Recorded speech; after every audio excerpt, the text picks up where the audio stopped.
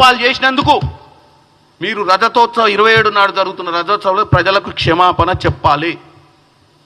ఎట్లాగో నాకు ఇన్ఫర్మేషన్ వచ్చింది, వాస్తవం వాళ్ళే చెప్పాలి.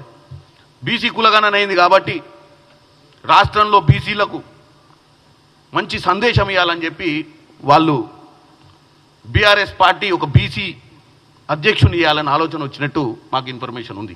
చేయండి, మంచిదే.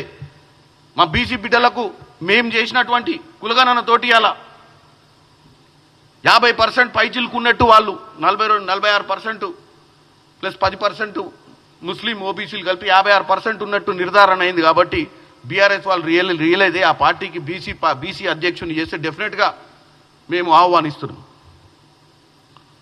కాకపోతే మీరు డెఫినెట్గా మీరు చేసినటువంటి దౌర్భాగ్య పాలన మీద క్షమాపణ చెప్పాల్సిన అవసరం ఉంది.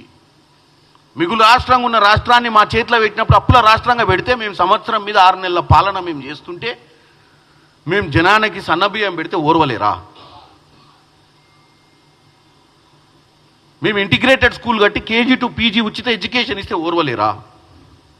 మేము 4th సిటీ తీసుకొచ్చి కొత్త కంపెనీలను ఇలా జపాన్ వేరు, అంతకుముందు వరల్డ్ ఎకనామిక్ ఫోరం దావోస్లో పోయి పెట్టుబడులు తీసుకొస్తే ఓర్వలేరా?